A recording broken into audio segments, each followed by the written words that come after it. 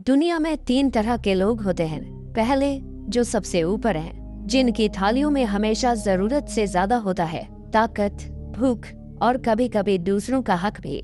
दूसरे, जो सबसे नीचे हैं, जिनके हिस्से आता है सिर्फ बचा कुचा, कभी कभी कुछ भी नहीं।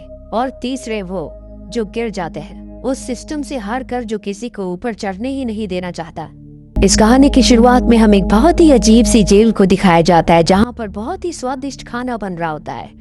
ऐसा लगता है जैसे जेल में आज पार्टी है, लेकिन इस जेल में हर रोज इसी तरह का खाना बनता है। इस जेल में लगभग 100 फ्लोर्स होते हैं और हर एक फ्लोर में कैदियों को उनके जुर्म के हिसाब से रखा जाता है।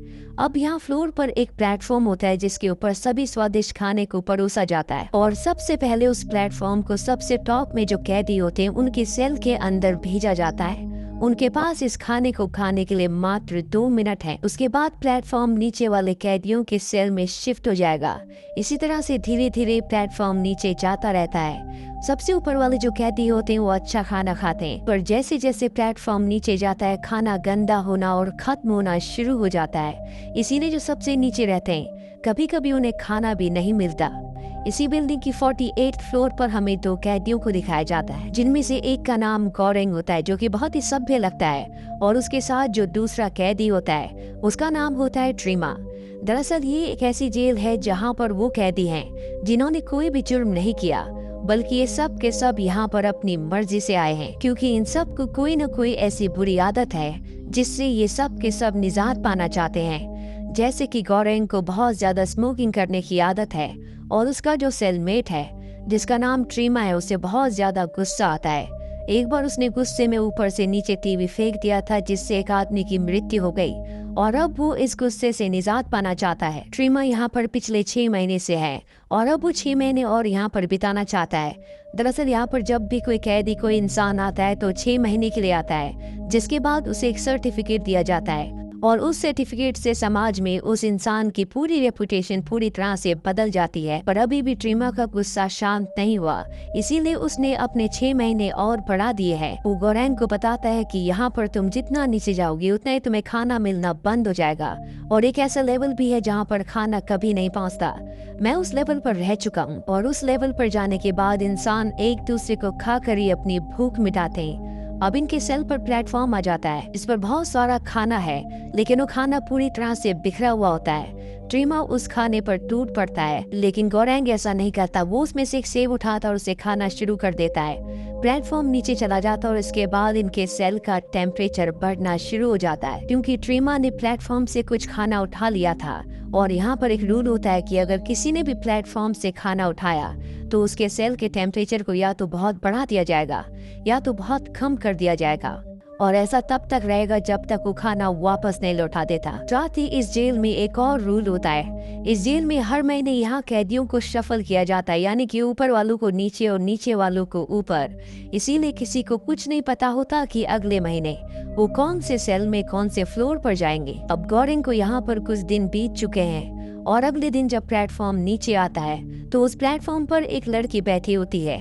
गोरेंग पूछता है कि ये कौन है। ट्रीमा बताता है इसका नाम बिहारू है, और हर महीने इसी तरह से प्लेटफॉर्म पर बैठकर नीचे आती है। दरअसल ये अपने बच्चे को ढूंढ रही है जो यहीं कहीं खो गया है। अब जैसे जैसे वक्त बीतता है ट्रीमा और गोरेंग दोनों दोस्त बन जाते हैं, और एक रात को जब ये अपने सेल में सो रहे होते हैं तभी पूरी जेल में बेहोशी की गैस फैलना शुरू हो जाती है, जिसका मतलब ये है कि 1 महीना पूरा हो चुका है, और अब सब कैदियों को उनकी किस्मत के हिसाब से शफल किया जाएगा, यानी कि अलग अलग लेवल्स पर भेजा जाएगा। और जब गोरेंग की आंख खुलती है तो वो देखता है कि उसे बांधा गया है, और उसे किसी और ने नहीं बल्कि उसी के सेल में ट्रीमा ने बांधा होता है, क्योंकि इस वक्त ये लेवल 171 पर होते हैं, और यहाँ पर कभी भी खाना नहीं पहुँचता। ट्रीमा को डर होता है कहीं वो उसके ऊपर हमला करके उसे मार कर खा ना जाए, इसीलिए उसने अपनी सुरक्षा के लिए उसे बांधा है। लेकिन ट्रीमा ज्यादा खतरनाक है क्योंकि उसके पास एक चाकू भी है। दरअसल जब भी कोई इस जेल के अंदर आता है उसके पास एक चॉइस होती है कि वो किसी भी एक चीज को यहाँ पर ला सकता है।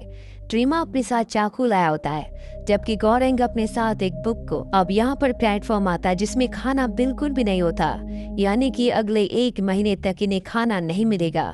और इन्हें 1 महीने किसी न किसी तरह से यहाँ पर बिताना होगा। ट्रिमा गोरेंग के पास जाता और उसे कहता है कि मैं 7 दिन तक भूख को बर्दाश्त कर सकता हूँ, उसके बाद तुम ही मेरा खाना बन जाओगे। और धीरे धीरे 7 दिन भी बीत जाते हैं, जिसके बाद उसके पास अब कोई भी ऑप्शन नहीं होता। पर इससे पहले कि वो गोरेंग को मारता है, यहाँ पर मिहारू आ जाती है जो गोरेंग को बचा लेती है और ये दोनों मिलकर ट्रेमा को मार देते हैं। और अब ये जानते हैं कि अगले 23 दिनों तक यहाँ पर खाना नहीं आएगा, लेकिन ट्रेमा के रूप में अब इनके पास खाना है, जिसे खाकर ये अपने अगले पूरे महीने को यहाँ पर बिताते हैं। लेकिन गोरेंग यहाँ पर हेल्यूसिनेट करना शुरू कर देता है, उसे बार बार अपना सेल में ट्रेमा दिख रहा होता है। अब 1 महीना बीत चुका है, एक बार फिर से सबको बेहोश किया जाता है और जब गोरेंग की आँख खुलती है तो वो सेल नंबर 33 में होता है, जहाँ पर उसके साथ एक लेडी होती है जिसके पास एक डॉग भी है और इस लेडी का नाम होता है इमोगरी। गोरेंग इमोगरी को देखकर हैरान हो जाता है, क्योंकि इस जेल में आने से पहले जो लेडी सबका इंटरव्यू लेती है वो यही लेडी होती है। उसे समझ नहीं आता कि वो यहाँ पर क्यों आई। वो बताती है कि मुझे बहुत ही खतरनाक बीमारी है, बहुत जल्दी मेरी मृत्यु होने वाली है, इसीलिए मैं इस जेल को एक्सपीरियंस करना चाहती थी। गोरेंग बताता है कि यहाँ पर बहुत सारी कमियां हैं, नीचे लेवल तक कभी भी खाना नहीं पहुंचता, जिस वजह से लोग एक दूसरे को मारते हैं। इस सिस्टम को बदलने की, इम्प्रूव करने की जरूरत है। इमोगरी को इस बारे में कुछ भी पता नहीं था, लेकिन अब वो दूसरे स्टाफ से बात नहीं कर सकती, लेकिन वो एक रास्ता निकालती है। जब भी इनके पास प्लेटफॉर्म आता है तो वो उसमें बहुत सारे खाने को सुरक्षित छोड़ देती है और नीचे वालों को भी ऐसे ही करने के लिए कहती है, लेकिन उसकी बात कोई नहीं मानता, क्योंकि उनसे नीचे जो लोग होते हैं वो कभी बहुत नीचे थे। उन्होंने बहुत वक्त तक बिना खाने के बिताया था और अब उन्हें जितना मन चाहे वो उतना खाना चाहते हैं। 15 दिनों तक वो इसी तरह से कोशिश करती रहती है, लेकिन जब उसकी बात कोई भी नहीं मानता तो गोरेंग अपने से नीचे वालों को कहता है कि अगर तुमने ज्यादा खाना खाया या खाने को खराब किया तो मैं ऊपर से तुम्हारे खाने में यूरिन कर दूंगा, जिससे तुम खाने को नहीं खा पाओगे। इसीलिए वो खाने को खराब नहीं करते और बहुत ही लिमिट में खाते हैं। गोरेंग उन्हें नीचे वालों को भी ऐसे ही कहने को कहता है ताकि वो भी खाना खराब ना करे और खाना नीचे 200 लेवल तक पहुंच सके। दरअसल इसमें 200 लेवल्स हैं, लेकिन गोरेंग अपने ऊपर वालों को ऐसा करने पर मजबूर नहीं कर सकता, क्योंकि उनसे अपनी बात मनवाने के लिए उसके पास कोई भी रास्ता नहीं होता। अब अगले दिन जब खाने का प्लेटफॉर्म आता है तो एक बार फिर से उसके ऊपर मिहारू होती है, जिसकी हालत बहुत ज्यादा खराब होती है। गोरेंग उसे उठाकर उसकी मदद करता है, उसकी सेवा करता है, लेकिन यहाँ पर इमोगरी का जो डॉग होता है वो खाने के प्लेटफॉर्म में से कुछ खाना उठा लेता है, जिसके बाद इनके सेल का टेम्परेचर डाउन होना शुरू हो जाता है। पर तभी यहाँ पर गोरेंग उसे वापस प्लेटफॉर्म में फेंक देता है, जिससे सब कुछ नॉर्मल हो जाता है। गोरेंग इमोगरी को बताता है कि मिहारू यहाँ पर हर महीने अपने बच्चे को ढूंढने के लिए ऊपर से नीचे आती है, लेकिन अब तक उसे उसका बच्चा नहीं मिला। ये सुनकर इमोगरी हैरान हो जाती है। वो कहती है कि मैंने इसका इंटरव्यू लिया था, ये एक एक्ट्रेस है और ये यहाँ पर अकेली आई थी, इसका कोई भी बच्चा नहीं है, ये सिर्फ इसकी इमेजिनेशन है। अब रात को इस सब के सब सो जाते हैं और अगली सुबह जब ये उठते हैं तो देखते हैं कि वहाँ पर मिहारू नहीं है। साथ ही जाने से पहले उसने इमोगरी के डॉग को मार दिया होता है, जिससे इमोगरी को बहुत दुख होता है, क्योंकि वो अपने डॉग से बहुत प्यार करती है और अब वो पूरी तरह से टूट चुकी है। दरअसल इमोगरी को नहीं पता था कि इस पीठ के अंदर, इस जेल के अंदर हालात इतने खराब हैं, लोगों को खाना नहीं मिलता, लोग एक दूसरे की जान के दुश्मन बन चुके हैं। अब इन दोनों को यहाँ पर 1 महीना बीत जाता है। एक बार फिर से यहाँ पर बेहोशी की गैस छोड़ी जाती है और जब गोरेंग उठता है तो वो देखता है कि वो लेवल 202 पर है, जबकि इमोगरी ने उसे बताया था कि यहाँ पर 200 से ज्यादा लेवल्स नहीं है। इमोगरी ने अपनी जान ले ली होती है, क्योंकि 25 साल तक स्टाफ के साथ जॉब करने के बाद भी उससे कई बातें झूठ बोली गई थी। वो बहुत वक्त से बीमारी से जूझ रही थी, उसने अपने सबसे प्यारे डॉग को भी खो दिया और वो ये भी जानती थी कि यहाँ तक खाना कभी नहीं पहुँचेगा, इसीलिए उसने अपनी जान ले ली होती है ताकि गोरेंग को पूरे महीने उसके रूप में खाना मिल सके। और अब गोरेंग के पास इमोगरी के रूप में खाना है। वो 1 महीना और यहाँ पर निकालता है और अगली बार जब उसकी आंखें खुलती है तो वो टॉप के यानी कि लेवल 6 पर होता है, जहाँ पर उसका सेलमेट एक ब्लैक होता है जिसका नाम बैरेट है।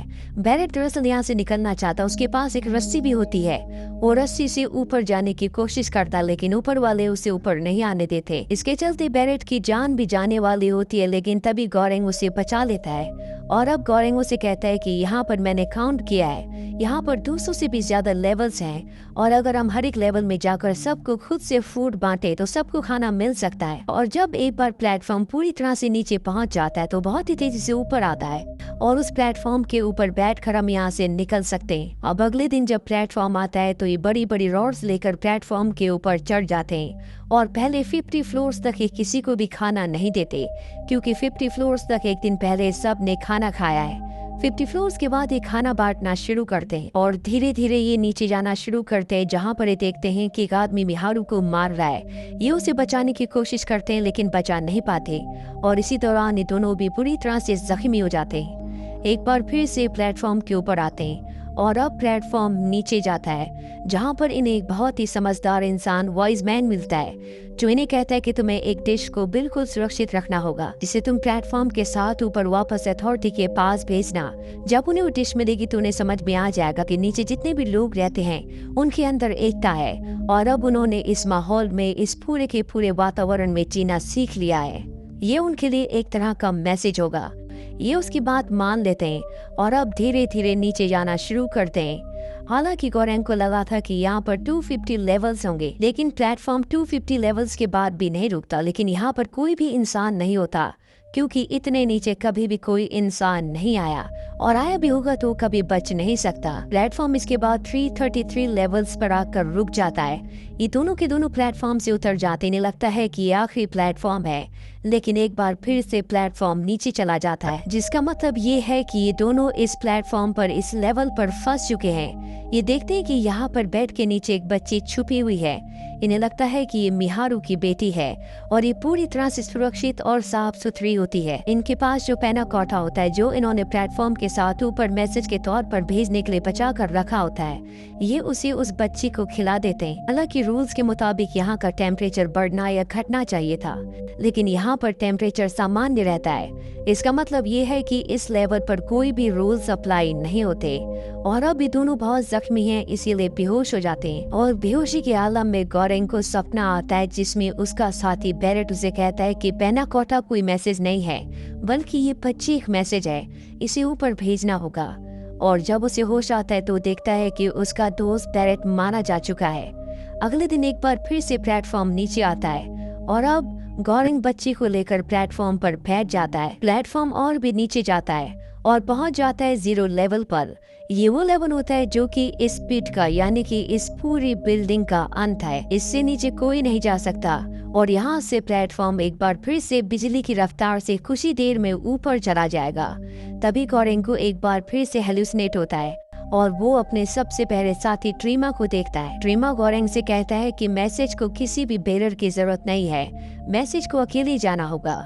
जिसके बाद गोरेंग प्लेटफॉर्म से उतर जाता है और कुछ ही देर बाद प्लेटफॉर्म बिजली की रफ्तार से ऊपर की तरफ वापस चला जाता है। इस बच्ची के ऊपर पहुंचने का मतलब ये होगा कि नीचे जितने भी लोग रहते हैं उन्होंने वहां पर जीना सीख लिया है, उनके अंदर यूनिटी आ चुकी है और अब वो एक दूसरे को नहीं मारेंगे, बल्कि यहाँ पर अपने 6 महीने पूरे करने के बाद वो वापस यहाँ से बाहर निकलेंगे। जिस तरह से यहाँ पर लोगों को एक से दूसरे लेवल पर भेजा जाता है, उससे हमें समझ में आ जाता है कि आज तक शायद यहाँ से कोई भी बाहर ना निकला हो, लेकिन उस बच्ची के बाहर निकलने का मतलब ये होगा कि यहाँ पर लोगों ने अब एकता सीख ली है, एक दूसरे का साथ देना सीख लिया है। साथ ही गोरेंग जब नीचे अपने साथी के साथ खाना बांटता हुआ आ रहा था तो वो सबको ये भी संदेश दे रहा था कि हमें मिलजुल कर रहना होगा, एक दूसरे के बारे में सोचना होगा और शायद आज के बाद इस पिट के अंदर, इस बिल्डिंग के अंदर लोग कभी भी एक दूसरे को ना मारे, वो कभी भूख से ना मरे। दरअसल ये पूरी की पूरी कहानी हमारी सोसाइटी को दर्शाती है, जहाँ पर जो लोग पावरफुल होते हैं, जो ऊपर रहते हैं, वो कभी भी नीचे वालों के बारे में नहीं सोचते।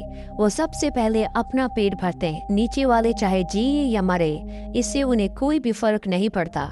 लेकिन समाज में कुछ ऐसे लोग भी हैं जो इंसाफ के लिए, सच्चाई के लिए लड़ना चाहते हैं, जैसे गोरेंग होता है। हालांकि उसने अपनी मजबूरी में कुछ गलत काम किए, लेकिन शायद ये उसकी मजबूरी थी। और अगर हम सबको भी अपनी सोसाइटी को, अपनी दुनिया को अच्छा बनाना है तो हमें अपने से नीचे वाले के बारे में हमेशा सोचना होगा, ताकि ये पूरी की पूरी दुनिया एक बराबरी से चल सके। कहानी के अंत में गोरेंग वहीं नीचे उतर जाता है, जिसका मतलब ये है कि शायद वो कभी भी ऊपर ना आए, उसकी जिंदगी का यहीं पर खात्मा हो जाए। तो ये थी पूरी कहानी फिल्म द प्लेटफॉर्म की, जो हमें एक बहुत ही खूबसूरत मैसेज देती है कि हमें जिंदगी में एक दूसरे का साथ देना चाहिए, अपने से नीचे वालों के बारे में हमेशा सोचना चाहिए। उम्मीद करते हैं कि ये कहानी आपको पसंद आई होगी।